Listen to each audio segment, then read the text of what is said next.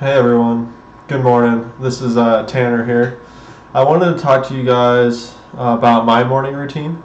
I have made certain steps in my morning to make sure that I start my morning off right, and I believe that other people too can benefit from this morning routine. So, when I wake up in the morning, I don't rush getting out of bed right away. I start to think of my daily affirmations.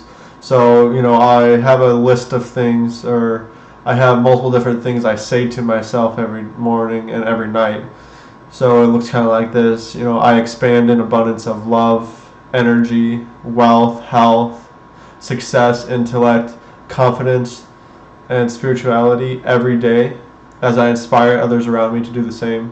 And then I go through some more in-depth ones where I, add some descriptions, and I add some adjectives and things to make it so my mind can picture it, and I try to picture in my mind of me doing those things. And it's always important to say those things in the present tense. Now, the reason why I do this is because I'm actually using repetition to reprogram my limiting beliefs inside my head. So something you could do as well, we all have limiting beliefs. I've talked about this in previous videos that usually set us up for self-sabotage when we're trying to achieve something better in our lives. We'll sabotage our efforts because we don't believe that we deserve those things, or we are tied to a certain tribe that doesn't want those things or achieve those things for themselves. So you can reprogram that, and one of those steps is repetition.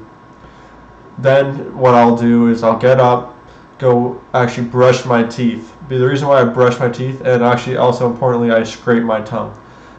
If you never scrape your tongue, it doesn't hurt or anything unless you force it down in your tongue very hard. It actually gets all this gunk off your tongue, and especially in the morning. I've noticed more in the morning compared to night that I'll get off just a layer of just white gunk, and it's really disgusting. I'm not quite sure why there's so much more at night. Probably just because our mouths are closed and there's more bacteria growing inside at that point. But if you're trying to lose weight or stay at a healthier weight, those bacteria that are on your tongue, if you swallow a bunch of water and that bacteria gets into your stomach, it can actually disrupt your stomach's enzymes and things. So it's very important to brush your teeth and actually scrape your tongue early in the morning before you have all your water. The next thing is I have lots of water, because when you're sleeping, you're actually detoxing a lot of your body, and your brain is actually using lots of water, and our brain and our body is made up of lots of water. So it's important to use to drink lots of water and to actually filter that water, because you want clean water that your body can process. The next point, and also I know most people really like ice cold water. Ice cold water is alright. Just remember that the colder it is, the more your body's going to have to work to bring it down to room temperature so it can actually absorb it into the body. So it does require a bit of energy to actually bring down the temperature when it's super cold. So I usually try to avoid making it too cold. I'll have a couple ice cubes in my water. It's still cold at that point, it still tastes good, but it's just not overly cold. And then you're able to drink it a bit quicker, and you don't get that cold feeling in your mouth. Another thing I do after that point is I will go and work out with my wife. Now, either we work out or we go on a walk in the morning. If we're doing the walk in the morning, then when we come back home, we'll do the workout after. If we don't go on the walk in the morning, we'll try to go on a walk at night. It's very important to get outside, get that fresh air, and really just be able to connect yourself with nature and get some sunlight. If you're at night, of course you're not going to get the sunlight, but you'll get some moonlight, so that'll still be helpful.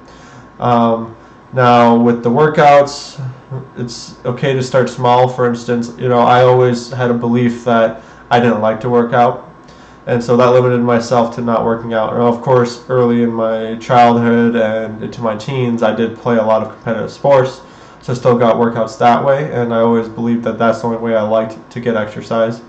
That's simply just not true. It's just a limiting belief I put in my mind to make it so I didn't have to do that, because I prefer to play video games, of course. As many young males like I do, they just love to play video games, and we're attracted to them for that, because they give us enjoyment and allow us to feel like we're succeeding in our life from that. But beyond that, it's really the exercise. You can start small. So for instance, me and my wife are doing 10-minute intense exercise workouts in the morning, and we started getting more comfortable with that, so we're going to start increasing that. We had a yoga class in afterwards so we can get some stretching. But really, if you do a good intense workout in 10 minutes, you can almost get your whole workout in for the day, and you don't have to spend a whole hour doing the workout. And you don't always have to go to the gym to do a workout.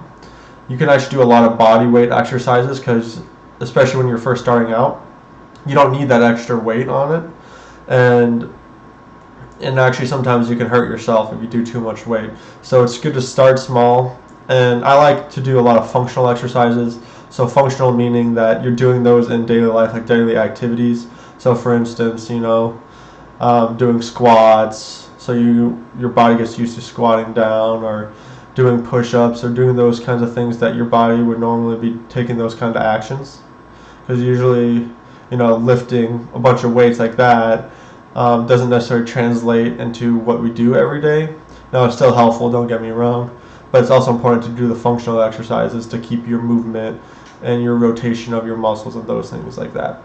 And then after that, I will go and have a protein drink or a protein smoothie, or a nice breakfast full of protein, eggs or something like that. And of course, some days I don't do the workouts. I need my body to rest. I learned a form of muscle testing, so maybe I'll ask my body questions. And usually I can tell when I am not feeling up to the workout. Instead, usually I'll just do a stretching that day, or just take it easy that day, and the next day I'll continue with my working out. I have noticed I've lost a good amount of weight, and I've just been feeling like I have more energy. It's funny when you start working out, you tend to get more energy for the day. And there was a study done that showed how to get the best sleep at night based on what time you work out. All the people who slept or worked out in the morning got much better sleep than the people who did in the afternoon or at night. So it's important to get your workouts done earlier in the day. That way your body can get tired and be sufficiently tired by the time you're ready to go to bed. After that, I will try to do something where I am using my mind, where I am using some new learnings. So whether it is a Mind Valley course, or I am reading a book, or I'm just trying to gain more knowledge and flex my brain muscles as well, because that's very important. I will also take my supplements. So instead of a multivitamin, as essentially a multivitamin, what I take is spirulina. There's also chlorella. These are algae. Now, it's important where you get your algae from, because a lot of the ocean is actually polluted. So those algae can actually absorb those pollutants and be toxic. So if you're not getting them from the right place, I get mine from a place that grows them in Hawaii, in a lake that is very monitored, and so it's not polluted. That's one of the reasons why I go with them. I think we get ours from Costco online. You can't get it in the store, but you can order it from online. So that's very helpful. It gives you all your nutrients. And the problem with a lot of the multivitamins the reason why we take spirulina instead of a multivitamin is a lot of them are man-made synthetic vitamins. And so, they'll be called vitamin A or vitamin D as something else. Now, those are usually, and most time, if you don't know what something else is, it's some kind of synthetic chemical derivative that they made. Now, vitamins are much more complex than just what they made those. And so your body can't actually absorb those man-made vitamins as well as it can something that's just like actually food. So that's why the algae are much better for that purpose. Then I take fulvic acid. I usually put that in my smoothie or my protein drink. And I will also take ginkgo biloba. That's good for your blood flow and for your brain power. I take a fish oil. Same thing goes along the lines of, for the fish oil, is that you want to look at where your source is coming from, because a lot of the fish, are in the ocean. They get polluted as well with mercury and those kinds of things. But that's a good source of omega-3s and omega-6s. And then you want to look at also your, we also take kelp, and where you get your kelp also is very important too. Kelp is important because it gives you iodine, and iodine is good for detoxing from heavy metals and things like that. So those are the main supplements that we take, and that's my morning routine. I'll make another one where I'm talking about my nighttime routine. Also, something very important I forgot to mention was that we don't have our Wi-Fi on during the night. We unplug it, or plug our router, so it's not going through our house. We have our phones in airplane mode as well while we're sleeping. Then when we get up, we try not to look at our phones for an hour or so. The reason why is because the more you look at your phones, the more you're training your brain to be distracted and crave that distraction, because that's really what social media and all that is that it's distracting you from your daily life.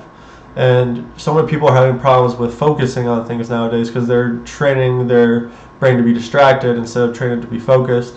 And this is one of the ways you can help focusing, is to avoid your phone and focus on the subject at hand. So I hope you guys have learned some information here. I really enjoyed sharing it with you, and I look forward to giving you guys some information about my nighttime practices as well. Thank you guys, and have a good day.